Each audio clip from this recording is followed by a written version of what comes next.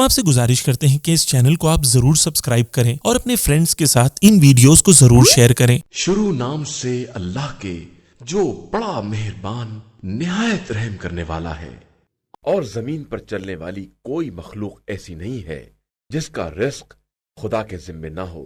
وہ ہر ایک کے سونپے جانے کی جگہ اور اس کے قرار کی منزل کو جانتا ہے، اور سب کچھ کتاب مبین میں محفوظ ہے۔ اور وہی وہ ہے جس نے آسمانوں اور زمین کو 6 دنوں میں پیدا کیا ہے، اور اس کا تخت اقتدار پانی پر تھا تاکہ تمہیں آزمائے کہ تم میں سب سے بہتر عمل کرنے والا کون ہے۔ اور اگر آپ صلی اللہ علیہ وآلہ وسلم کہیں گے کہ تم لوگ موت کے بعد پھر اٹھائے جانے والے ہو، تو یہ کافر کہیں گے کہ یہ تو صرف ایک کھلا ہوا جادو ہے۔ اور اگر ہم ان کے عذاب کو ایک معینہ مدت کے لیے ٹال دیں تو طنز کریں گے کہ عذاب کو کس چیز نے روک لیا ہے۔ آگاہ ہو جاؤ کہ جس دن عذاب آ جائے گا تو پھر پلٹنے والا نہیں ہے، اور پھر وہ عذاب ان کو ہر طرف سے گھیر لے گا جس کا یہ مذاق اڑا رہے تھے۔ اور اگر ہم انسان کو رحمت دے کر چھین لیتے ہیں تو مایوس ہو جاتا ہے اور کفر کرنے لگتا ہے، اور اگر تکلیف پہنچنے کے بعد نعمت اور آرام کا مزہ چکھا دیتے ہیں تو کہتا ہے کہ اب تو ہماری ساری برائیاں چلی گئیں، اور وہ خوش ہو کر اکڑنے لگتا ہے۔ علاوہ ان لوگوں کے جو ایمان لائے اور انہوں نے نیک اعمال کیے کہ ان کے لیے مغفرت ہے اور بہت بڑا اجر بھی ہے۔ بس کیا تم ہماری وحی کے بعض حصوں کو اس لیے ترک کرنے والے ہو، یا اس سے تمہارا سینہ اس لیے تنگ ہوا ہے کہ یہ لوگ کہیں گے کہ ان کے اوپر خزانہ کیوں نہیں نازل ہوا، یا ان کے ساتھ ملک کیوں نہیں آیا؟ تو آپ صرف عذاب الہی سے ڈرانے والے ہیں، اور اللہ ہر شے کا نگراں اور ذمہ دار ہے۔ کیا یہ لوگ کہتے ہیں کہ یہ قرآن بندے نے گڑھ لیا ہے؟ تو کہہ دیجئے کہ اس جیسے 10 سورے گڑھ کر تم بھی لے آؤ، اور اللہ کے علاوہ جس کو چاہو اپنی مدد کے لیے بلاؤ، اگر تم اپنی بات میں سچے ہو۔ پھر اگر یہ آپ صلی اللہ علیہ وآلہ وسلم کی بات قبول نہ کریں تو تم سب سمجھ لو کہ جو کچھ نازل کیا گیا ہے سب خدا کے علم سے ہے، اور اس کے علاوہ کوئی خدا نہیں ہے۔ تو کیا اب تم اسلام لانے والے ہو؟ جو شخص زندگانی دنیا اور اس کی زینت ہی چاہتا ہے، ہم اس کے اعمال کا پورا حساب یہی کر دیتے ہیں اور کسی طرح کی کمی نہیں کرتے ہیں۔ اور یہی وہ ہیں جن کے لیے آخرت میں جہنم کے علاوہ کچھ نہیں ہے، اور ان کے سارے کاروبار برباد ہو گئے ہیں، اور سارے اعمال باطل و بے اثر ہو گئے ہیں۔ کیا جو شخص اپنے رب کی طرف سے کھلی دلیل رکھتا ہے اور اس کے پیچھے اس کا گواہ بھی ہے، اور اس کے پہلے موسیٰ کی کتاب گواہی دے رہی ہے جو قوم کے لیے پیشوا اور رحمت تھی، وہ افترا کرے گا؟ بے شک صاحبان ایمان اسی پر ایمان رکھتے ہیں، اور جو لوگ اس کا انکار کرتے ہیں ان کا ٹھکانہ جہنم ہے۔ تو خبردار تم اس قرآن کی طرف سے شک میں مبتلا نہ ہو، یہ خدا کی طرف سے برحق ہے، اگرچہ اکثر لوگ اس پر ایمان نہیں لاتے ہیں۔ اور اس سے بڑا ظالم کون ہے جو اللہ پر جھوٹا الزام لگاتا ہے؟ یہی وہ لوگ ہیں جو خدا کے سامنے پیش کیے جائیں گے تو سارے گواہ گواہی دیں گے کہ ان لوگوں نے خدا کے بارے میں غلط بیانی سے کام لیا ہے۔ تو آگاہ ہو جاؤ کہ ظالمین پر خدا کی لعنت ہے، جو راہ خدا سے روکتے ہیں اور اس میں کجی پیدا کرنا چاہتے ہیں، اور آخرت کے بارے میں کفر اور انکار کرنے والے ہیں۔ یہ لوگ نہ روئے زمین میں خدا کو عاجز کر سکتے ہیں، اور نہ خدا کے علاوہ ان کا کوئی ناصر و مددگار ہے۔ ان کا عذاب دگنا کر دیا جائے گا کہ یہ نہ حق بات سن سکتے تھے اور نہ اس کے منظر عام کو دیکھ سکتے تھے۔ یہی وہ لوگ ہیں جنہوں نے خود اپنے نفس کو خسارے میں مبتلا کیا، اور ان سے وہ بھی گم ہو گئے جن کا افترا کیا کرتے تھے۔ یقیناً یہ لوگ آخرت میں بہت بڑا گھاٹا اٹھانے والے ہیں۔ بے شک جو لوگ ایمان لے آئے اور انہوں نے نیک اعمال انجام دیے اور اپنے رب کی بارگاہ میں عاجزی سے پیش آئے، وہی اہل جنت ہیں اور اس میں ہمیشہ رہنے والے ہیں۔ کافر اور مسلمان کی مثال اندھے بہرے اور دیکھنے سننے والے کی ہے۔ تو کیا یہ دونوں مثال کے اعتبار سے برابر ہو سکتے ہیں؟ تمہیں ہوش کیوں نہیں آتا ہے؟ اور ہم نے نوح کو ان کی قوم کی طرف اس پیغام کے ساتھ بھیجا کہ میں تمہارے لیے کھلے ہوئے عذاب الہی سے ڈرانے والا ہوں، اور یہ کہ خبردار تم اللہ کے علاوہ کسی کی عبادت نہ کرنا، کہ میں تمہارے بارے میں دردناک دن کے عذاب کا خوف رکھتا ہوں۔ تو ان کی قوم کے بڑے لوگ جنہوں نے کفر اختیار کر لیا تھا، انہوں نے کہا کہ ہم تو تم کو اپنا ہی جیسا ایک انسان سمجھ رہے ہیں، اور تمہارے اتباع کرنے والوں کو دیکھتے ہیں کہ وہ ہمارے پست طبقے کے سادہ لوح افراد ہیں۔ ہم تم میں اپنے اوپر کوئی فضیلت نہیں دیکھتے ہیں، بلکہ تمہیں جھوٹا خیال کرتے ہیں۔ انہوں نے جواب دیا کہ اے قوم، تمہارا کیا خیال ہے کہ اگر میں اپنے پروردگار کی طرف سے دلیل رکھتا ہوں اور وہ مجھے اپنی طرف سے وہ رحمت عطا کر دے جو تمہیں دکھائی نہ دے، تو کیا میں ناگواری کے باوجود زبردستی تمہارے اوپر لا سکتا ہوں؟ اے قوم، میں تم سے کوئی مال تو نہیں چاہتا ہوں، میرا اجر تو اللہ کے ذمے ہے، اور میں صاحبان ایمان کو نکال بھی نہیں سکتا ہوں کہ وہ لوگ اپنے پروردگار سے ملاقات کرنے والے ہیں۔ البتہ میں تم کو ایک جاہل قوم تصور کر رہا ہوں۔ اے قوم، میں ان لوگوں کو نکال باہر کر دوں تو اللہ کی طرف سے میرا مددگار کون ہوگا؟ کیا تمہیں ہوش نہیں آتا ہے؟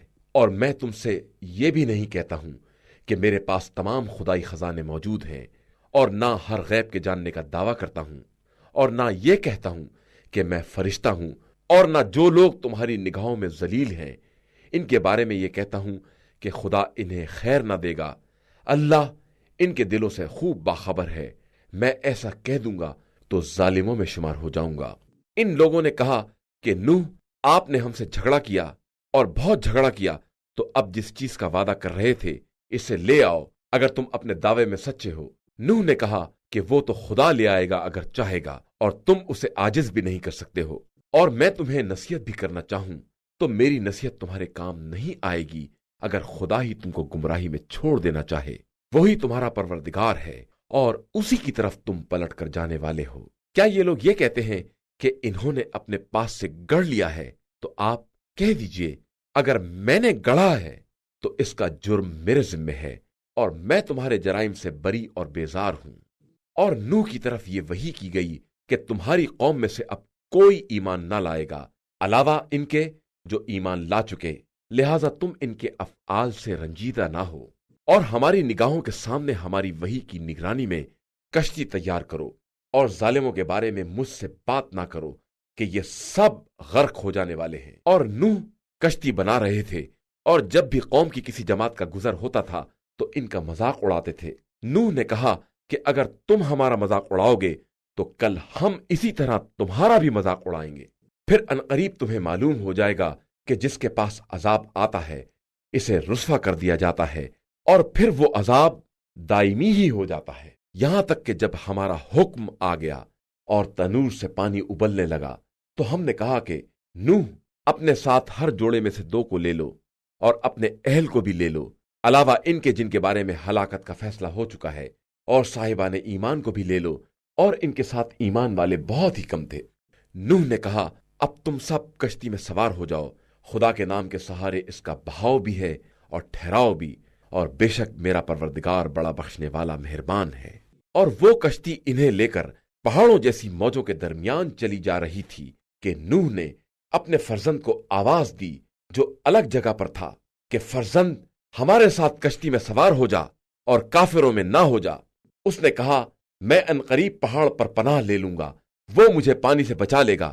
نوح نے کہا کہ آج حکم خدا سے کوئی بچانے والا نہیں ہے سوائے اس کے جس پر خود خدا رحم کرے۔ اور پھر دونوں کے درمیان موج حائل ہو گئی اور وہ ڈوبنے والوں میں شامل ہو گیا۔ اور قدرت کا حکم ہوا کہ اے زمین اپنے پانی کو نگل لے، اور اے آسمان اپنے پانی کو روک لے، اور پھر پانی گھٹ گیا اور کام تمام کر دیا گیا، اور کشتی کوہ جودی پر ٹھہر گئی، اور آواز آئی کہ ہلاکت قوم ظالمین کے لیے ہے۔ اور نوح نے اپنے پروردگار کو پکارا کہ پروردگار، میرا فرزند میرے اہل میں سے ہے، اور تیرا وعدہ اہل کو بچانے کا برحق ہے، اور تو بہترین فیصلہ کرنے والا ہے۔ ارشاد ہوا کہ نوح، یہ تمہارے اہل سے نہیں ہے، یہ عمل غیر صالح ہے، لہذا مجھ سے اس چیز کے بارے میں سوال نہ کرو جس کا تمہیں علم نہیں ہے۔ میں تمہیں نصیحت کرتا ہوں کہ تمہارا شمار جاہلوں میں نہ ہو جائے۔ نوح نے کہا کہ خدایا، میں اس بات سے پناہ مانگتا ہوں کہ اس چیز کا سوال کروں جس کا علم نہ ہو، اور اگر تو مجھے معاف نہ کرے گا اور مجھ پر رحم نہ کرے گا تو میں خسارہ والوں میں ہو جاؤں گا۔ ارشاد ہوا، نوح، ہماری طرف سے سلامتی اور برکتوں کے ساتھ کشتی سے اترو، یہ سلامتی اور برکت تمہارے ساتھ کی قوم پر ہے، اور کچھ قومیں ہیں جنہیں ہم پہلے راحت دیں گے، اس کے بعد ہماری طرف سے دردناک عذاب ملے گا۔ پیغمبر صلی اللہ علیہ وآلہ وسلم یہ غیب کی خبریں ہیں جن کی ہم آپ صلی اللہ علیہ وآلہ وسلم کی طرف وحی کر رہے ہیں، جن کا علم نہ آپ کو تھا اور نہ آپ کی قوم کو، لہذا آپ صلی اللہ علیہ وآلہ وسلم صبر کریں کہ انجام صاحبان تقوی کے ہاتھ میں ہے۔ اور ہم نے قوم عاد کی طرف ان کے بھائی ہود کو بھیجا تو انہوں نے کہا کہ قوم والو، اللہ کی عبادت کرو، اس کے علاوہ تمہارا کوئی معبود نہیں ہے، تم صرف افطرا کرنے والے ہو۔ قوم والو، میں تم سے کسی اجرت کا سوال نہیں کرتا، میرا اجر تو اس پروردگار کے ذمے ہے جس نے مجھے پیدا کیا ہے، کیا تم عقل استعمال نہیں کرتے ہو؟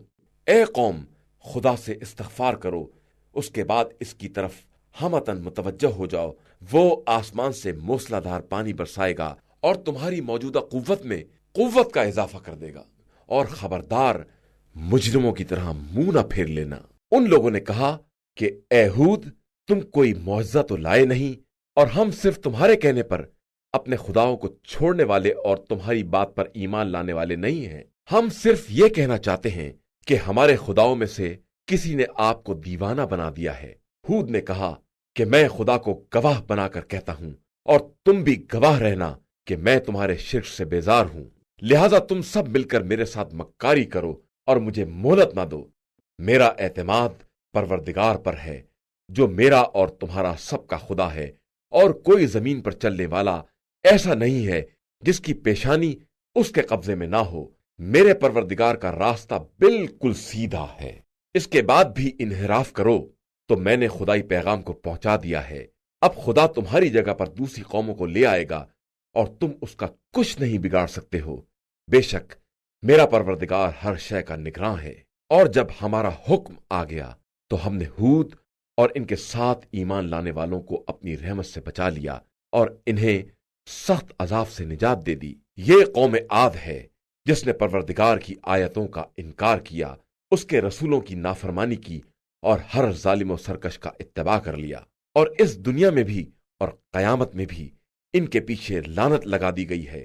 آگاہ ہو جاؤ کہ عاد نے اپنے پروردگار کا کفر کیا، تو اب ہود کی قوم عاد کے لیے ہلاکت ہی ہلاکت ہے۔ اور ہم نے قوم سمود کی طرف ان کے بھائی صالح کو بھیجا، اور انہوں نے کہا کہ اے قوم، اللہ کی عبادت کرو، اس کے علاوہ کوئی خدا نہیں ہے، اس نے تمہیں زمین سے پیدا کیا ہے اور اس میں آباد کیا ہے، اور اب اس سے استغفار کرو اور اس کی طرف متوجہ ہو جاؤ کہ میرا پروردگار قریب تر اور دعاؤں کا قبول کرنے والا ہے۔ ان لوگوں نے کہا کہ اے صالح، اس سے پہلے تم سے بڑی امیدیں وابستہ تھیں، کیا تم اس بات سے روکتے ہو کہ ہم اپنے بزرگوں کے معبودوں کی پرستش کریں؟ ہم یقیناً تمہاری دعوت کی طرف سے شک اور شبے میں ہیں۔ انہوں نے کہا کہ اے قوم، تمہارا کیا خیال ہے کہ اگر میں اپنے پروردگار کی طرف سے دلیل رکھتا ہوں اور اس نے مجھے رحمت عطا کی ہے، تو اگر میں اس کی نافرمانی کروں گا تو اس کے مقابلے میں کون میری مدد کر سکے گا؟ تم تو گھاٹے میں اضافے کے علاوہ کچھ نہیں کر سکتے ہو۔ اے قوم، یہ ناقہ اللہ کی طرف سے ایک نشانی ہے، اسے آزاد چھوڑ دو تاکہ زمین خدا میں چین سے کھائے، اور اسے کسی طرح کی تکلیف نہ دینا کہ تمہیں جلد ہی کوئی عذاب اپنی گرفت میں لے لے۔ اس کے بعد بھی ان لوگوں نے اس کی کونچیں کاٹ دیں، تو صالح نے کہا کہ اب اپنے گھروں میں 3 دن تک اور آرام کرو، یہ وعدہ الہی ہے جو غلط نہیں ہو سکتا ہے۔ اس کے بعد جب ہمارا حکم عذاب آ پہنچا تو ہم نے صالح اور ان کے ساتھ کے صاحبان ایمان کو اپنی رحمت سے اپنے عذاب اور اس دن کی رسوائی سے بچا لیا کہ تمہارا پروردگار صاحب قوت اور سب پر غالب ہے۔ اور ظلم کرنے والوں کو ایک چنگھاڑ نے اپنی لپیٹ میں لے لیا تو وہ اپنے دیار میں اوندھے پڑے رہ گئے، جیسے کبھی یہاں بسے ہی نہیں تھے۔ آگاہ ہو جاؤ کہ سمود نے اپنے رب کی نافرمانی کی ہے، اور ہوشیار ہو جاؤ کہ سمود کے لیے ہلاکت ہی ہلاکت ہے۔ اور ابراہیم کے پاس ہمارے نمائندے بشارت لے کر آئے اور آ کر سلام کیا، تو ابراہیم نے بھی سلام کیا، اور تھوڑی دیر نہ گزری تھی کہ بھنا ہوا بچڑا لے آئے، اور جب دیکھا کہ ان لوگوں کے ہاتھ ادھر نہیں بڑھ رہے ہیں تو تعجب کیا اور ان کی طرف سے خوف محسوس کیا۔ انہوں نے کہا کہ آپ ڈرے نہیں، ہم قوم لوط کی طرف بھیجے گئے ہیں۔ ابراہیم کی زوجہ اسی جگہ کھڑی تھی، یہ سن کر ہنس پڑی، تو ہم نے انہیں اسحاق کی بشارت دے دی، اور اسحاق کے بعد پھر یعقوب کی بشارت دی۔ تو انہوں نے کہا کہ یہ مصیبت اب میرے یہاں بچہ ہوگا، جبکہ میں بھی بوڑھی ہوں اور میرے میاں بھی بوڑھے ہیں، یہ تو بالکل عجیب سی بات ہے۔ فرشتوں نے کہا کہ کیا تمہیں حکم الہی میں تعجب ہو رہا ہے؟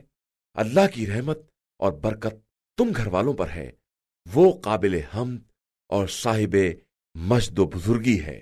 اس کے بعد جب ابراہیم کا خوف برطرف ہوا اور ان کے پاس بشارت بھی آ چکی، تو انہوں نے ہم سے قوم لوط کے بارے میں اصرار کرنا شروع کر دیا۔ بے شک ابراہیم بہت ہی درد مند اور خدا کی طرف رجوع کرنے والے تھے۔ ابراہیم، اس بات سے اعراض کرو، اب حکم خدا آ چکا ہے اور ان لوگوں تک وہ عذاب آنے والا ہے جو پلٹایا نہیں جا سکتا۔ اور جب ہمارے فرستادے لوط کے پاس پہنچے تو وہ ان کے خیال سے رنجیدہ ہوئے اور تنگ دل ہو گئے اور کہا کہ یہ بڑا سخت دن ہے، اور ان کی قوم دوڑتی ہوئی آ گئی، اور اس کے پہلے بھی یہ لوگ ایسے برے کام کر رہے تھے۔ لوط نے کہا، اے قوم، یہ ہماری لڑکیاں تمہارے لیے زیادہ پاکیزہ ہیں، خدا سے ڈرو اور مہمانوں کے بارے میں مجھے شرمندہ نہ کرو۔ کیا تم میں کوئی سمجھدار آدمی نہیں ہے؟ ان لوگوں نے کہا کہ آپ جانتے ہیں کہ ہمیں آپ کی لڑکیوں میں کوئی دلچسپی نہیں ہے، اور آپ کو معلوم ہے کہ ہم کیا چاہتے ہیں۔ لوط نے کہا، کاش میرے پاس قوت ہوتی یا میں کسی مضبوط قلعے میں پناہ لے سکتا۔ تو فرشتوں نے کہا کہ ہم آپ کے پروردگار کے نمائندے ہیں، یہ ظالم آپ تک ہرگز نہیں پہنچ سکتے ہیں۔ آپ اپنے گھر والوں کو لے کر رات کے کسی حصے میں چلے جائیے، اور کوئی شخص کسی کی طرف مڑ کر بھی نہ دیکھے سوائے آپ کی زوجہ کے، کہ اس تک وہی عذاب آنے والا ہے جو قوم تک آنے والا ہے۔ ان کا وقت مقرر ہنگام صبح ہے، اور کیا صبح قریب نہیں ہے؟ پھر جب ہمارا عذاب آ گیا تو ہم نے زمین کو تہو بالا کر دیا اور ان پر مسلسل کھرنجے دار پتھروں کی بارش کر دی، جن پر خدا کی طرف سے نشان لگے ہوئے تھے، اور وہ بستی ان ظالموں سے کچھ دور نہیں ہے۔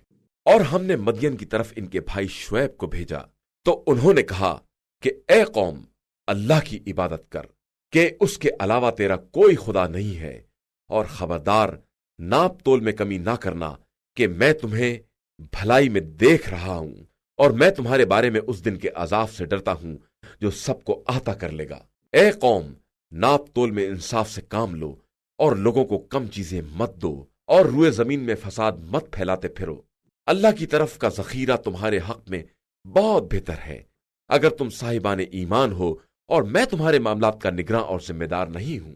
ان لوگوں نے طنز کیا کہ شعیب، کیا تمہاری نماز تمہیں یہ حکم دیتی ہے کہ ہم اپنے بزرگوں کے معبودوں کو چھوڑ دیں، یا اپنے اموال میں اپنی مرضی کے مطابق تصرف نہ کریں؟ تم تو بڑے بردبار اور سمجھدار معلوم ہوتے ہو۔ شعیب نے کہا کہ اے قوم والو، تمہارا کیا خیال ہے کہ اگر میں خدا کی طرف سے روشن دلیل رکھتا ہوں، اور اس نے مجھے بہترین رزق عطا کر دیا ہے، اور میں یہ بھی نہیں چاہتا ہوں کہ جس چیز سے تم کو روکتا ہوں خود اسی کی خلاف ورزی کروں، میں تو صرف اصلاح چاہتا ہوں جہاں تک میرے امکان میں ہو۔ میری توفیق صرف اللہ سے وابستہ ہے، اسی پر میرا اعتماد ہے، اور اسی کی طرف میں توجہ کر رہا ہوں۔ اور اے قوم، کہیں میری مخالفت تم پر ایسا عذاب نازل نہ کرا دے جیسا عذاب قوم نوح، قوم ہود یا قوم صالح پر نازل ہوا تھا۔ اور قوم لوط بھی تم سے کچھ دور نہیں ہے۔ اور اپنے پروردگار سے استغفار کرو، اس کے بعد اس کی طرف متوجہ ہو جاؤ کہ بے شک میرا پروردگار بہت مہربان اور محبت کرنے والا ہے۔ ان لوگوں نے کہا کہ اے شعیب، آپ کی اکثر باتیں ہماری سمجھ میں نہیں آتی ہیں، اور ہم تو آپ کو اپنے درمیان کمزور ہی پا رہے ہیں، کہ اگر آپ کا قبیلہ نہ ہوتا تو ہم آپ کو سنسار کر دیتے، اور آپ ہم پر غالب نہیں آ سکتے تھے۔ شعیب نے کہا کہ کیا میرا قبیلہ تمہاری نگاہ میں اللہ سے زیادہ عزیز ہے، اور تم نے اللہ کو بالکل پس پشت ڈال دیا ہے، جبکہ میرا پروردگار تمہارے اعمال کا خوب احاطہ کیے ہوئے ہے۔ اور اے قوم، تم اپنی جگہ پر اپنا کام کرو، میں اپنا کام کر رہا ہوں۔ ان قریب جان لوگے کہ کس کے پاس عذاب آ کر اسے رسوا کر دیتا ہے اور کون جھوٹا ہے، اور انتظار کرو کہ میں بھی تمہارے ساتھ انتظار کرنے والا ہوں۔ اور جب ہمارا حکم عذاب آ گیا تو ہم نے شعیب اور ان کے ساتھ ایمان لانے والوں کو اپنی رحمت سے بچا لیا، اور ظلم کرنے والوں کو ایک چنگھاڑ نے پکڑ لیا تو وہ اپنے دیار ہی میں الٹ پلٹ ہو گئے، جیسے کبھی یہاں بسے ہی نہیں تھے۔ اور آگاہ ہو جاؤ، قوم مدین کے لیے ویسے ہی ہلاکت ہے جیسے قوم سمود ہلاک ہو گئی تھی۔ اور ہم نے موسیٰ کو اپنی نشانیوں اور روشن دلیل کے ساتھ بھیجا فرعون اور اس کی قوم کی طرف، تو لوگوں نے فرعون کے حکم کا اتباع کر لیا، جبکہ فرعون کا حکم عقل و ہوش والا حکم نہیں تھا۔ وہ روز قیامت اپنی قوم کے آگے آگے چلے گا اور انہیں جہنم میں وارد کر دے گا، جو بدترین وارد ہونے کی جگہ ہے۔ ان لوگوں کے پیچھے اس دنیا میں بھی لعنت لگا دی گئی ہے، اور روز قیامت بھی یہ بدترین عطیہ ہے جو انہیں دیا جائے گا۔ یہ چند بستیوں کی خبریں ہیں جو ہم آپ سے بیان کر رہے ہیں۔ ان میں سے بعض باقی رہ گئی ہیں اور بعض کٹ پٹ کر برابر ہو گئی ہیں، اور ہم نے ان پر کوئی ظلم نہیں کیا ہے، بلکہ انہوں نے خود اپنے اوپر ظلم کیا ہے۔ تو عذاب کے آ جانے کے بعد ان کے وہ خدا بھی کام نہ آئے جنہیں وہ خدا کو چھوڑ کر پکار رہے تھے، اور ان خداؤں نے مزید ہلاکت کے علاوہ انہیں کچھ نہیں دیا۔ اور اسی طرح تمہارے پروردگار کی گرفت ہوتی ہے جب وہ ظلم کرنے والی بستیوں کو اپنی گرفت میں لے لیتا ہے، کہ اس کی گرفت بہت ہی سخت اور دردناک ہوتی ہے۔ اس بات میں ان لوگوں کے لیے نشانی پائی جاتی ہے جو عذاب آخرت سے ڈرنے والے ہیں۔ وہ دن جس دن تمام لوگ جمع کیے جائیں گے اور وہ سب کی حاضری کا دن ہوگا، اور ہم اپنے عذاب کو صرف ایک معینہ مدت کے لیے ٹال رہے ہیں۔ اس کے بعد جس دن وہ آ جائے گا تو کوئی شخص بھی اذن خدا کے بغیر کسی سے بات بھی نہ کر سکے گا۔ اس دن کچھ بدبخت ہوں گے اور کچھ نیک بخت۔ پس جو لوگ بدبخت ہوں گے وہ جہنم میں رہیں گے، جہاں ان کے لیے صرف ہائے وائے اور چیخ و پکار ہوگی۔ وہ وہیں ہمیشہ رہنے والے ہیں جب تک آسمان و زمین قائم ہے، مگر یہ کہ آپ کا پروردگار نکالنا چاہے کہ وہ جو بھی چاہے کر سکتا ہے۔ اور جو لوگ نیک بخت ہیں وہ جنت میں ہوں گے اور وہیں ہمیشہ رہیں گے جب تک کہ آسمان و زمین قائم ہے، مگر یہ کہ پروردگار اس کے خلاف چاہے۔ یہ خدا کی ایک عطا ہے، لہذا خدا کے علاوہ جس کی بھی یہ پرستش کرتے ہیں اس کی طرف سے آپ کسی شبے میں نہ پڑیں۔ یہ اسی طرح پرستش کر رہے ہیں جس طرح ان کے باپ دادا کر رہے تھے، اور ہم انہیں پورا پورا حصہ بغیر کسی کمی کے دیں گے۔ اور ہم نے موسیٰ کو کتاب دی تو اس میں بھی اختلاف پیدا کر دیا گیا، اور اگر تمہارے پروردگار کی طرف سے پہلے بات نہ ہو گئی ہوتی تو ان کے درمیان فیصلہ کر دیا جاتا، اور یہ لوگ اس عذاب کی طرف سے شک میں پڑے ہوئے ہیں۔ اور یقیناً تمہارا پروردگار سب کے اعمال کا پورا پورا بدلہ دے گا، اور وہ ان سب کے اعمال سے خوب باخبر ہے۔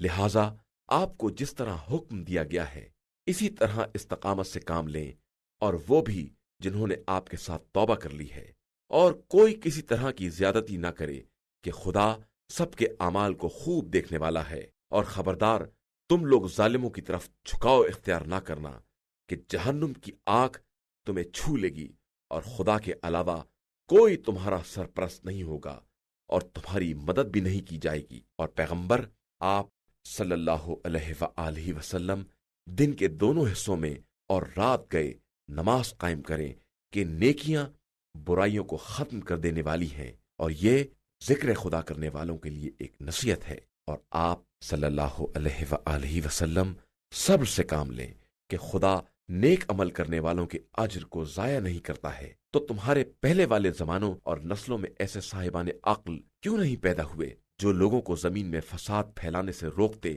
علاوہ ان چند افراد کے جنہیں ہم نے نجات دے دی، اور ظالم تو اپنے عیش ہی کے پیچھے پڑے رہے، اور یہ سب کے سب مجرم تھے۔ اور آپ صلی اللہ علیہ وآلہ وسلم کے پروردگار کا کام یہ نہیں ہے کہ کسی قریہ کو ظلم کر کے تباہ کر دے، جبکہ اس کے رہنے والے اصلاح کرنے والے ہوں۔ اور اگر آپ صلی اللہ علیہ وآلہ وسلم کا پروردگار چاہ لیتا تو سارے انسانوں کو ایک قوم بنا دیتا، لیکن وہ جبر نہیں کرتا ہے، لہذا یہ ہمیشہ مختلف ہی رہیں گے، علاوہ ان کے جن پر خدا نے رحم کر دیا ہو اور اسی لیے انہیں پیدا کیا ہے۔ اور آپ کے پروردگار کی یہ بات قطعی حق ہے کہ ہم جہنم کو انسانوں اور جنوں سے بھر کر رہیں گے۔ اور ہم قدیم رسولوں کے واقعات آپ صلی اللہ علیہ وآلہ وسلم سے بیان کر رہے ہیں کہ ان کے ذریعے آپ کے دل کو مضبوط رکھیں، اور ان واقعات میں حق، نصیحت اور صاحبان ایمان کے لیے سامان عبرت بھی ہے۔ اور آپ صلی اللہ علیہ وآلہ وسلم ان بے ایمانوں سے کہہ دیں کہ تم اپنی جگہ پر کام کرو اور ہم اپنی جگہ پر اپنا کام کر رہے ہیں، اور پھر انتظار کرو کہ ہم بھی انتظار کرنے والے ہیں، اور اللہ ہی کے لیے آسمان اور زمین کا کل غیب ہے، اور اسی کی طرف تمام امور کی بازگشت ہے، لہذا آپ صلی اللہ علیہ وآلہ وسلم اسی کی عبادت کریں اور اسی پر اعتماد کریں کہ آپ کا رب لوگوں کے اعمال سے غافل نہیں ہے۔ شروع نام سے اللہ کے جو بڑا مہربان نہایت رحم کرنے والا ہے۔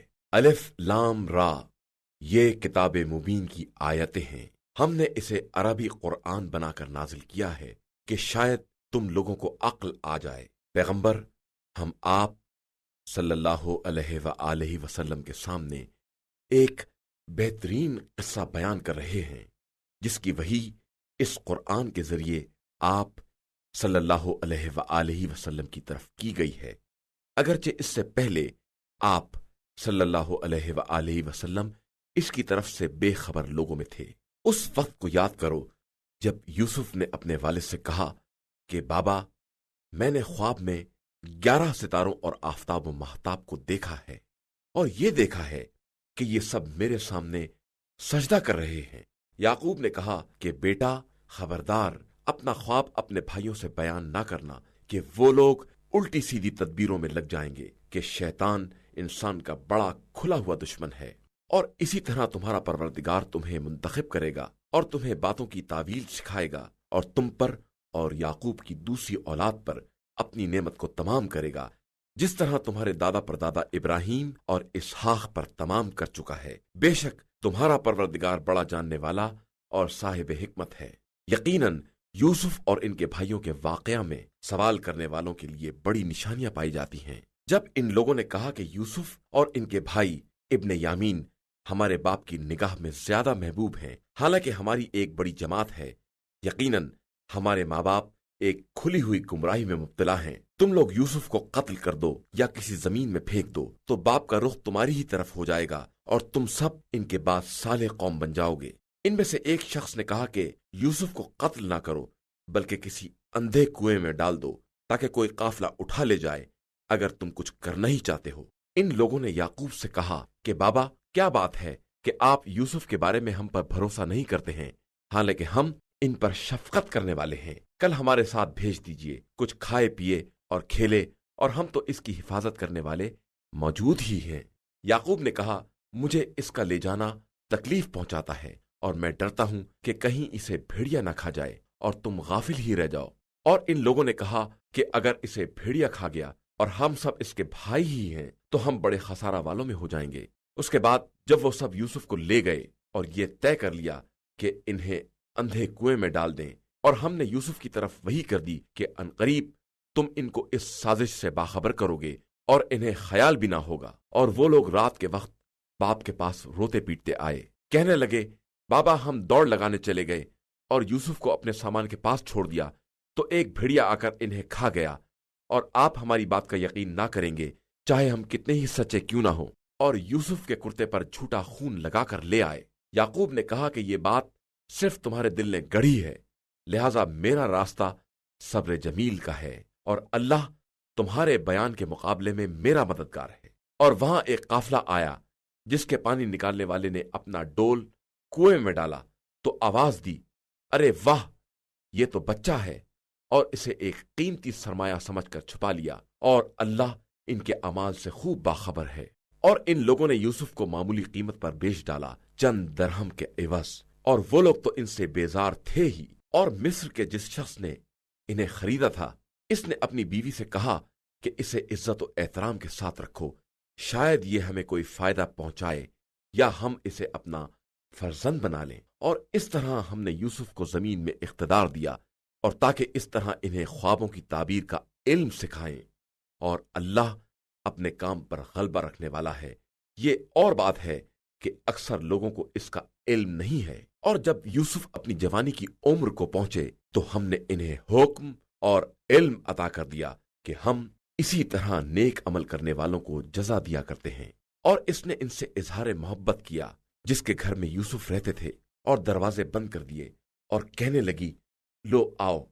یوسف نے کہا کہ معاذ اللہ، وہ میرا مالک ہے، اس نے مجھے اچھی طرح رکھا ہے، اور ظلم کرنے والے کبھی کامیاب نہیں ہوتے۔ اور یقیناً اس عورت نے ان سے برائی کا ارادہ کیا، اور وہ بھی ارادہ کر بیٹھتے اگر اپنے رب کی دلیل نہ دیکھ لیتے۔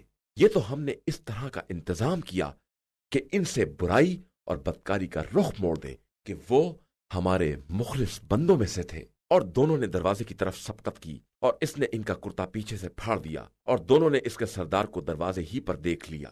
اس نے گھبرا کر فریاد کی، جو تمہاری عورت کے ساتھ برائی کا ارادہ کرے، اس کی سزا اس کے علاوہ کیا ہے کہ اسے قیدی بنا دیا جائے یا اس پر دردناک عذاب کیا جائے۔ یوسف نے کہا کہ اس نے خود مجھ سے اظہار محبت کیا ہے، اور اس پر اس کے گھر والوں میں سے ایک گواہ نے گواہی بھی دے دی کہ اگر ان کا دامن سامنے سے پھٹا ہے تو وہ سچی ہے اور یہ جھوٹوں میں سے ہیں، اور اگر ان کا کرتا پیچھے سے پھٹا ہے تو وہ جھوٹی ہے، یہ سچوں میں سے ہیں۔ پھر جو دیکھا کہ ان کا کرتا پیچھے سے پھٹا ہے تو اس نے کہا کہ یہ تم عورتوں کی مکاری ہے، تمہارا مکر بہت عظیم ہوتا ہے۔ یوسف، اب تم اس سے اعراض کرو، اور زلیخا، تو اپنے گناہ کے لیے استغفار کر کہ تو خطاکاروں میں ہے۔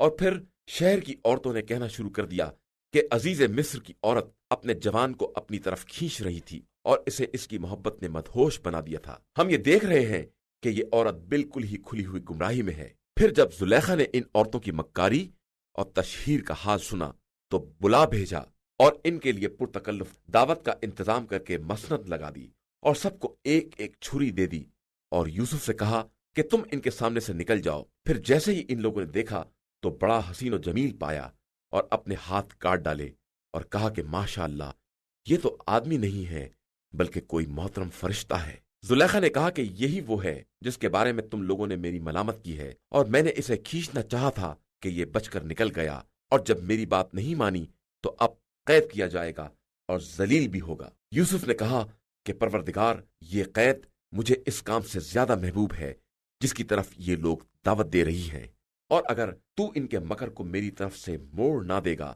تو میں ان کی طرف مائل ہو سکتا ہوں، اور میرا شمار بھی جاہلوں میں ہو سکتا ہے۔ تو ان کے پروردگار نے ان کی بات قبول کر لی، اور ان عورتوں کے مکر کو پھیر دیا کہ وہ سب کی سننے والا اور سب کا جاننے والا ہے۔ اس کے بعد ان لوگوں کو تمام نشانیاں دیکھنے کے بعد بھی یہ خیال آ گیا کہ کچھ مدت کے لیے یوسف کو قیدی بنا دیں، اور قید خانے میں ان کے ساتھ دو جوان اور داخل ہوئے۔ ایک نے کہا کہ میں نے خواب میں اپنے کو شراب نچوڑتے دیکھا ہے، اور دوسرے نے کہا کہ میں نے دیکھا ہے کہ میں اپنے سر پر روٹیاں لادے ہوں اور پرندے اس میں سے کھا رہے ہیں۔ ذرا اس کی تعویل تو بتاؤ کہ ہماری نظر میں تم نیک کردار معلوم ہوتے ہو۔ یوسف نے کہا کہ جو کھانا تم کو دیا جاتا ہے وہ نہ آنے پائے گا، اور میں تمہیں تعبیر بتا دوں گا۔ یہ تعبیر میرے پروردگار نے بتائی ہے، اور میں نے اس قوم کے راستے کو چھوڑ دیا ہے جس کا ایمان اللہ پر نہیں ہے، اور وہ روز آخرت کا بھی انکار کرنے والی ہے۔ میں اپنے باپ دادا ابراہیم، اسحاق اور یعقوب کے طریقے کا پیرو ہوں۔ میرے لیے ممکن نہیں ہے کہ میں کسی چیز کو بھی خدا کا شریک بناؤں۔ یہ تو میرے اوپر اور تمام انسانوں پر خدا کا فضل و کرم ہے، لیکن انسانوں کی اکثریت شکر خدا نہیں کرتی ہے۔ میرے قید خانے کے ساتھیوں، ذرا یہ تو بتاؤ کہ متفرق قسم کے خدا بہتر ہوتے ہیں یا ایک خدائے واحد و قہار؟ تم اس خدا کو چھوڑ کر صرف ان ناموں کی پرستش کرتے ہو جنہیں تم نے خود رکھ لیا ہے یا تمہارے آباء و اجداد نے۔ اللہ نے ان کے بارے میں کوئی دلیل نازل نہیں کی ہے، جبکہ حکم کرنے کا حق صرف خدا کو ہے، اور اسی نے حکم دیا ہے کہ اس کے علاوہ کسی کی عبادت نہ کی جائے، کہ یہی مستحکم اور سیدھا دین ہے، لیکن اکثر لوگ اس بات کو نہیں جانتے ہیں۔ میرے قید خانے کے ساتھیوں، تم سے ایک اپنے مالک کو شراب پلائے گا اور دوسرا سولی پر لٹکا دیا جائے گا، اور پرندے اس کے سر سے نوچ نوچ کر کھائیں گے۔ یہ اس بات کے بارے میں فیصلہ ہو چکا ہے جس کے بارے میں تم سوال کر رہے ہو، اور پھر جس کے بارے میں خیال تھا کہ وہ نجات پانے والا ہے، اس سے کہا کہ ذرا اپنے مالک سے میرا بھی ذکر کر دینا، لیکن شیطان نے اسے مالک سے ذکر کرنے کو بھلا دیا اور یوسف چند سال تک قید خانے ہی میں پڑے رہے۔ اور پھر ایک دن بادشاہ نے لوگوں سے کہا کہ میں نے خواب میں 7 موٹی گائیں دیکھی ہیں جنہیں 7 پتلی گائیں کھائے جا رہی ہیں، اور 7 ہری تازی بالیاں دیکھی ہیں اور 7 خشک بالیاں دیکھی ہیں۔ تم سب میرے خواب کے بارے میں رائے دو، اگر تمہیں خواب کی تعبیر دینا آتا ہو تو۔ ان لوگوں نے کہا کہ یہ تو ایک خواب پریشاں ہے اور ہم ایسے خوابوں کی تعبیر سے باخبر نہیں ہیں۔ اور پھر دونوں قیدیوں میں سے جو بچ گیا تھا اور جسے ایک مدت کے بعد یوسف کا پیغام یاد آیا، اس نے کہا کہ میں تمہیں اس کی تعبیر سے باخبر کرتا ہوں، لیکن ذرا مجھے بھیج تو دو۔ یوسف، اے مرد صدیق، ذرا ان 7 موٹی گایوں کے بارے میں جنہیں 7 دبلی گائیں کھا رہی ہیں، اور 7 ہری بالیوں اور 7 خشک بالیوں کے بارے میں اپنی رائے تو بتاؤ۔ شاید میں لوگوں کے پاس باخبر واپس جاؤں تو شاید انہیں بھی علم ہو جائے۔ یوسف نے کہا کہ تم لوگ 7 برس تک مسلسل زراعت کرو گے، تو جو غلہ پیدا ہو اسے بالیوں سمیت رکھ دینا، علاوہ تھوڑی مقدار کے جو تمہارے کھانے کے کام میں آئے۔ اس کے بعد 7 سخت سال آئیں گے جو تمہارے سارے ذخیروں کو کھا جائیں گے، علاوہ اس تھوڑے مال کے جو تم نے بچا کر رکھا ہے۔ اس کے بعد 1 سال آئے گا جس میں لوگوں کی فریاد رسی اور بارش ہوگی اور لوگ خوب انگور نچوڑیں گے۔ تو بادشاہ نے یہ سن کر کہا کہ ذرا اسے یہاں تو لے آؤ۔ بس جب نمائندہ آیا تو یوسف نے کہا کہ اپنے مالک کے پاس پلٹ کر جاؤ اور پوچھو کہ ان عورتوں کے بارے میں کیا خیال ہے جنہوں نے اپنے ہاتھ کاٹ ڈالے تھے، کہ میرا پروردگار ان کے مکر سے خوب باخبر ہے۔ بادشاہ نے ان عورتوں سے دریافت کیا کہ آخر تمہارا کیا معاملہ تھا جب تم نے یوسف سے اظہار تعلق کیا تھا؟ ان لوگوں نے کہا کہ ماشاء اللہ، ہم نے ہرگز ان میں کوئی برائی نہیں دیکھی۔ تو عزیز مصر کی بیوی نے کہا کہ اب حق بالکل واضح ہو گیا ہے کہ میں نے خود انہیں اپنی طرف مائل کرنے کی کوشش کی تھی اور وہ صادقین میں سے ہیں۔ یوسف نے کہا کہ یہ ساری بات اس لیے ہے کہ بادشاہ کو یہ معلوم ہو جائے کہ میں نے اس کی عدم موجودگی میں کوئی خیانت نہیں کی ہے، اور خدا خیانت کاروں کے مکر کو کامیاب نہیں ہونے دیتا۔ إِنَّا هَدَيْنَاهُ السَّبِيلَ إِمَّا شَاكِرًا